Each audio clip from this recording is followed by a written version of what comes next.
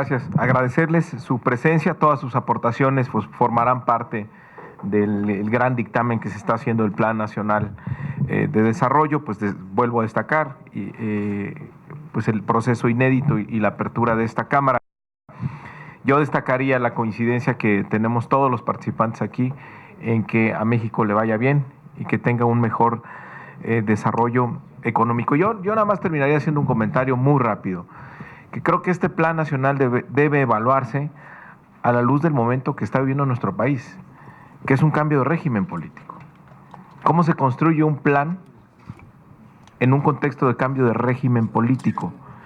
Lo que se trata fundamentalmente el Plan Nacional de Desarrollo es desmantelar un Estado corruptor depredador que ha prevalecido en los últimos años y la construcción de algo diferente, de un modelo de desarrollo o la redefinición de un Estado que tú lo planteabas.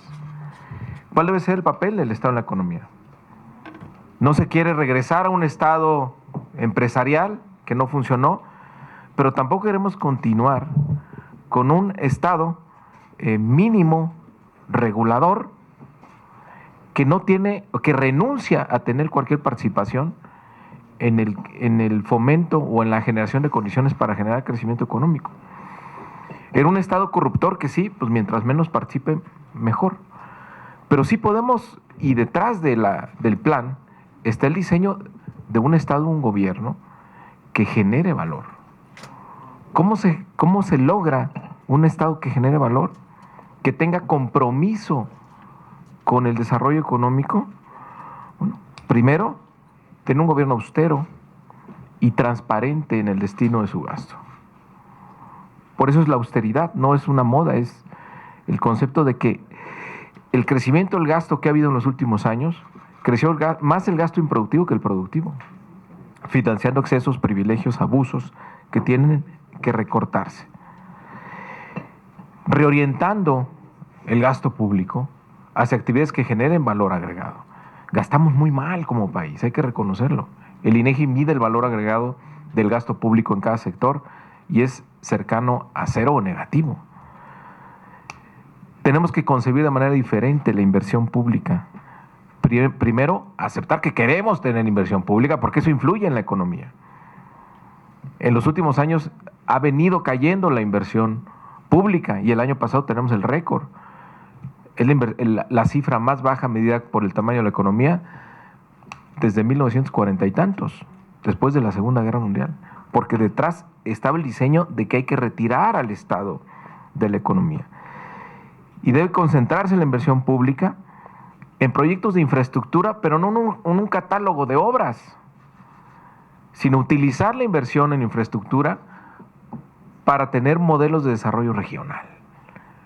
Las grandes obras de infraestructura no son grandes obras de infraestructura, son proyectos de desarrollo regional, como es el Tren Maya, como lo es el tren transísmico o la refinería Dos Bocas.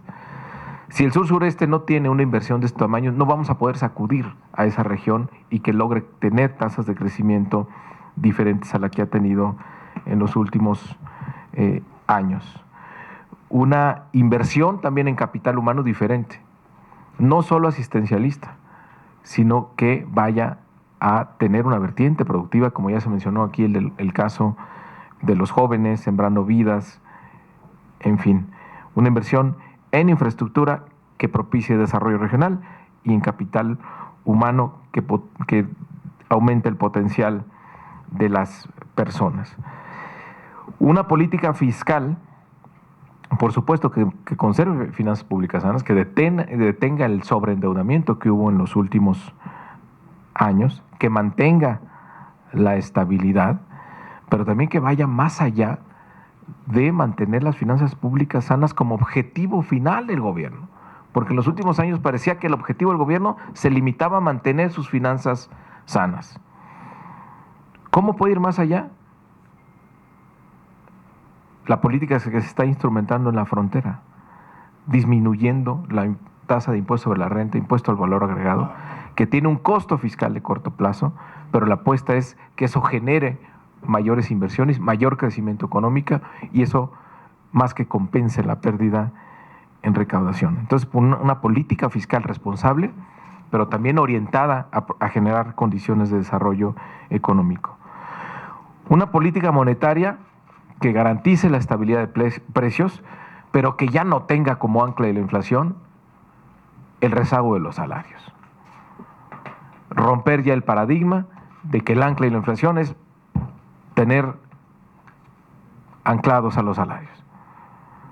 Romper ese paradigma, que los salarios puedan crecer para que haya un crecimiento y fortalecimiento del mercado interno con estabilidad de precios.